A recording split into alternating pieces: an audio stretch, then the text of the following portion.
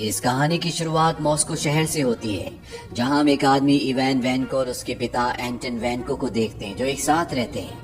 एंटन Tony Stark के पिता Howard के पार्टनर थे और उन्होंने हॉवर्ड के साथ मिलकर आर्क रिएक्टर बनाया था, पर वो आर्क रिएक्टर को गलत लोगों को बेचकर पैसा कमाना चाहते थे। लेकिन टोनी स्टार्क के पिता हॉवर्ड ऐसा होते हुए नहीं देख सकते थे, इसीलिए उन्होंने उसे जासूसी के इल्जाम में देश से निकलवा दिया और आर्क रिएक्टर का क्रेडिट खुद ले लिया, जिस वजह से एंटन ने अपने आप को शराब में डुबा लिया और धीरे धीरे उसकी तबीयत बहुत ज्यादा खराब हो गई। अब यहाँ से जिस सीन पर पहला पार्ट खत्म हुआ था, वहीं से कहानी शुरू होती है, जहाँ पर टोनी स्टार्क मीडिया के सामने अपनी आइडेंटिटी रिवील करते हैं कि वही आयरन मैन है। इस न्यूज को एंटन अपने बेटे इवान के साथ टीवी पर देख रहे होते हैं और इस बात को जानकर एंटन को काफी गहरा दुख पहुंचता है, क्योंकि जो आर्क रिएक्टर उसने टोनी स्टार्क के पिता हॉवर्ड के साथ मिलकर बनाया था, उसका पूरा क्रेडिट आज स्टार्क कंपनी के पास है और वो खुद यहाँ पर लाचारों की जिंदगी जी रहे हैं। इस सदमे से उन्हें हार्ट अटैक हो जाता है और उनकी मृत्यु हो जाती है और अब उसका बेटा इवान एक मिनिएचर आर्क बनाता है, जिसका नाम वो विप्लैश रखता है और ये आर्क रिएक्टर की तरह ही सूट को पावर दे सकता है। धीरे धीरे वक्त बीतता है और 6 महीने गुजर जाते हैं। टोनी स्टार्क अब अपने नए आयरन मैन सूट मार्क 4 के साथ बहुत ज्यादा फेमस हो गया, क्योंकि उसने कई लोगों की जान भी बचाई है। इसीलिए अब लोग उसे आयरन मैन के नाम से जानते हैं। हालांकि गवर्नमेंट अब भी उसके सूट को एक गलत हथियार मानती है और उसे आर्मी को सौंपने के लिए कहती है, पर वो अपनी टेक्नोलॉजी किसी को नहीं बेचना चाहता। पर यहाँ पर टोनी स्टार्क की जिंदगी में एक नई प्रॉब्लम खड़ी हो जाती है। वो आर्क रिएक्टर को पावर देने के लिए जिस पैलेडियम एलिमेंट का इस्तेमाल करता है, उससे उसे ब्लड पॉइजनिंग होनी शुरू हो जाती है और ये पॉइजन उसके शरीर में धीरे धीरे फैलने लगता है और टोनी स्टार्क की हालत उस वक्त बहुत ज्यादा खराब हो जाती है जब वो आयरन मैन सूट पहनता है, क्योंकि उसका सूट आर्क रिएक्टर से बहुत ज्यादा पावर यूज करता है और वो इस बारे में किसी को नहीं बताता कि उसके शरीर में आर्क रिएक्टर की वजह से धीरे धीरे पॉइजन फैल रहा है और अब वो जानता है कि वो मृत्यु के काफी नजदीक है। इसीलिए वो अजीब अजीब सी चीजें करना शुरू कर देता है, जैसे वो पेपर पॉट्स, जो कि उसकी असिस्टेंट है, उसको स्टार्क इंडस्ट्रीज का मालिक बना देता है। टोनी स्टार्क एक कार रेस में हिस्सा लेता है और यहाँ पर इवान आकर उसे मारने की कोशिश करता है। इवान के पास भी टोनी जैसा सूट है, जिसे चलाने के लिए वो आर्क रिएक्टर का नहीं बल्कि एक दूसरी चीज का इस्तेमाल करता है, जिसका नाम उसने विप्लैश रखा है। टोनी अपना सूट पहन लेता है। यहाँ पर टोनी यानी कि आयरन मैन और इवान, जिसके पिता टोनी स्टार्क के पिता के साथ काम करते थे, जिन दोनों ने मिलकर आर्क रिएक्टर बनाया था, इन दोनों के बीच में एक घमासान युद्ध होता है। लेकिन आयरन मैन इवान को हरा देता है और उसे अरेस्ट करवा देता है। जब टोनी स्टार्क को इवान की असलियत का पता चलता है कि वो कौन है, तो वो उससे मिलने जेल में जाता है, क्योंकि टोनी स्टार्क ने उसे हराया है। इसीलिए उसे पता है कि उसके विप्लैश में, जो कि उसके सूट को पावर देता है, उसमें क्या क्या कमियां हैं। वो उसे उसकी सारी कमियां बता देता है और साथ ही साथ ये भी बताता है कि उन कमियों को कैसे ठीक किया जा सकता है। टोनी स्टार्क के यहाँ से जाने के बाद उसके बिजनेस का सबसे बड़ा कंपेटिटर, जिसका नाम जस्टिन हैमर है, वो जेल में इवान से मिलने के लिए आता है, क्योंकि वो भी उसी तरीके के सूट बनाना चाहता है जिस तरह का सूट टोनी के पास है। वो अच्छी तरह जानता है कि इवान ये चीज कर सकता है, क्योंकि वो एक सूट पहले बना चुका है। इसीलिए वो उसे जेल से छुड़वा देता है और दुनिया के सामने साबित कर देता है कि उसकी मृत्यु हो गई, ताकि कोई भी उस तक पहुंचने की कोशिश ना करे। अब जस्टिन हैमर चाहता है कि इवान उसके लिए वैसी सूट बनाए जैसे आयरन मैन के पास है, ताकि वो इन सूट्स को गवर्नमेंट को बेच सके। वहीं दूसरी तरफ टोनी स्टार्क को दिखाया जाता है, जिसका बर्थडे है। वो अपने बर्थडे वाले दिन आयरन मैन का सूट पहनकर बहुत ज्यादा हंगामा करता है और जब उसका दोस्त कर्नल जेम्स ये सब कुछ देखता है, तो वो टोनी स्टार्क का पुराना आयरन मैन सूट पहनकर वहाँ पर आ जाता है। वो टोनी स्टार्क को रोकने की कोशिश करता है, पर वो होश में नहीं होता। इसीलिए इन दोनों के बीच में एक घमासान युद्ध होता है और अंत में कर्नल जेम्स उसका सूट लेकर वहाँ से निकल जाता है। वो आर्मी बेस में पहुँच जाता है। हालांकि टोनी स्टार्क का सूट कोई नहीं पहन सकता, पर उसने अपने सूट को अपने दोस्त कर्नल जेम्स के लिए अनलॉक कर दिया होता है, क्योंकि वो जानता है कि वो धीरे धीरे मर रहा है।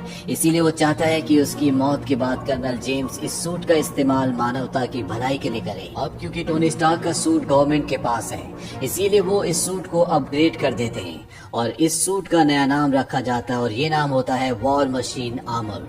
वहीं निक फ्यूरी, जो शील्ड का डायरेक्टर है, वो टोनी से मिलने आता है और वो उसे उसकी असिस्टेंट नताशा के बारे में बताता है कि वो केवल असिस्टेंट नहीं बल्कि एक जासूस भी है और उसी ने उसे टोनी पर नजर रखने के लिए भेजा था। निक टोनी से कहता है कि उसके शरीर में पैलेडियम से जो जहर फैल रहा है वो उसे उससे बचाना चाहता है, और निक उसे ये भी बताता है कि उसके डैड शील्ड के फाउंडिंग मेंबर थे। निक टोनी स्टार्क के पिता हॉवर्ड का एक सूटकेस उसे देता है और कहता है कि तुम्हें अपनी प्रॉब्लम का हल इसमें मिल जाएगा। उसे सूटकेस में एक वीडियो रिकॉर्डिंग मिलती है जिसमें टोनी के पिता हॉवर्ड ये इंडिकेट कर रहे होते हैं कि वो आर्क रिएक्टर के लिए खुद पैलेडियम की जगह एक नया दूसरा एलिमेंट यूज करना चाहते थे, और यहाँ तक कि उन्होंने उसका डिजाइन भी बना लिया था। पर उस वक्त टेक्नोलॉजी की कमी होने के कारण वो बना नहीं पाए, पर वो ये जरूर जानते थे कि उनका बेटा ये जरूर बना लेगा। और उस रिकॉर्डिंग में ये भी इंडिकेट किया होता है कि उनका डिजाइन कहाँ पर है। टोनी स्टार्क को डिजाइन मिल जाता है और वो समझ जाता है कि उसके पिता क्या बनाना चाहते थे, और वो उस एलिमेंट को बना लेता है। यानी कि अब उसे आर्क रिएक्टर में पैलेडियम एलिमेंट इस्तेमाल नहीं करना पड़ेगा और ना ही उसकी बॉडी में पॉइजन फैलेगा। साथ ही साथ वो अपने लिए एक नया आयरन मैन सूट भी बनाता है। वहीं दूसरी तरफ इवान को दिखाया जाता है जो दुनिया की नजरों में मर चुका है। वो टोनी स्टार्क की बताई हुई कमियों से अपने आर्क रिएक्टर को पूरी तरह से इम्प्रूव कर लेता है। इसके बाद वो टोनी स्टार्क को कॉल करता है। वो उसे बताता है कि उसने एक बहुत बड़ी रोबोटिक आर्मी बनाई है जो ठीक उसी तरह से दिखती है जिस तरह से आयरन मैन। वो टोनी स्टार्क को कहता है कि अगर तुम्हारे अंदर हिम्मत है तो तुम उस आर्मी का सामना करके दिखाओ।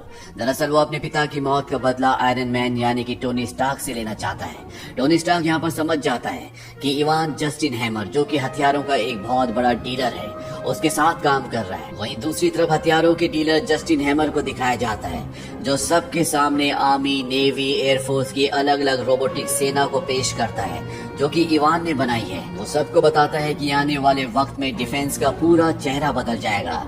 यहाँ पर कर्नल जेम्स भी होते हैं जिन्होंने टोनी स्टार्क का वो सूट पहना होता है जिसे इवान ने बहुत ज्यादा मॉडिफाई कर दिया है, जिसका नया नाम वॉर मशीन है। और अब आयरन मैन भी यहाँ पर पहुंच जाता है। वो जेम्स को कहता है कि इवान जिंदा है और यहाँ पर जितने भी लोग हैं सबकी जान खतरे में है। पर इससे पहले कि ये कुछ कर पाते, इवान यहाँ पर जितने भी रोबोट्स यानी कि ड्रोन्स होते हैं उन सबको हैक कर लेता है। साथ ही साथ वो कर्नल जेम्स के सूट को भी हैक कर लेता है, यानी कि कर्नल जेम्स का सूट और यहाँ पर जितने भी रोबोट्स हैं वो सब के सब उसके कब्जे में है। वो जो चाहे उनसे करवा सकता है। आयरन मैन यहाँ पर लोगों को नुकसान ना पहुंचे इसीलिए एक खाली जगह पर चला जाता है क्योंकि वो जानता है कि इवान अपनी रोबोटिक सेना उसके पीछे भेजेगा।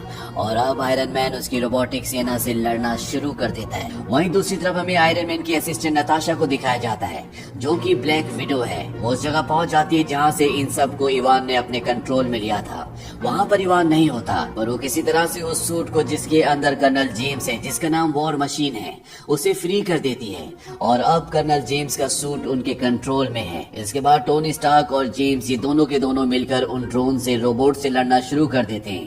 टोनी स्टार्क के नए सूट में नई टेक्नोलॉजी होती है जिसकी मदद से वो पूरी रोबोटिक सेना को खत्म कर देते हैं। और तभी यहाँ पर एक बहुत ही विशाल और बहुत ही खतरनाक रोबोट आता है जिसके अंदर खुद इवान बैठा होता है। उसका सूट आयरन मैन सूट यानी कि टोनी के सूट से और कर्नल जेम्स के सूट से बहुत ज्यादा एडवांस होता है, इसीलिए वो पूरी तरह से उन दोनों पर हावी हो जाता है। और इससे पहले कि वो इन दोनों को मार देता, टोनी स्टार्क कर्नल जेम्स को बोलता है कि अपने हाथ से लेजर लाइट छोड़ो और ये दोनों उसकी तरफ लेजर लाइट छोड़ते हैं और यहाँ पर एक बहुत बड़ा ब्लास्ट होता है जिससे इवान पूरी तरह से जख्मी हो जाता है, पर अभी भी वो जिंदा होता है। वो टोनी स्टार्क को मारना चाहता है, इसीलिए वहाँ पर उसके जितने सूट होते हैं उन सबको एक साथ ब्लास्ट कर देता है जिससे उसकी जान तो चली जाती है, पर यहाँ से टोनी स्टार्क बचकर निकल जाता है। अब टोनी स्टार्क निक फ्यूरी से मिलने जाता है। निक फ्यूरी कहता है कि तुम एवेंजर का हिस्सा तो हो, लेकिन तुम वहाँ पर सिर्फ एक सलाहकार के तौर पर काम करोगे, यानी कि वो किसी भी मिशन में उसे फिजिकली इन्वॉल्व नहीं करना चाहते क्योंकि वो बहुत ही लापरवाह है। और अंत में हमें मैक्सिको का बिहार दिखाया जाता है जहाँ पर एक हथौड़ा पड़ा होता है और ये हथौड़ा और किसी का नहीं बल्कि थॉर का है, पर किसी को नहीं पता कि ये यहाँ पर कैसे आया। इसी के साथ ये कहानी, ये फिल्म यहीं पर खत्म हो जाती है। ये फिल्म ईयर 2010 में रिलीज हुई थी।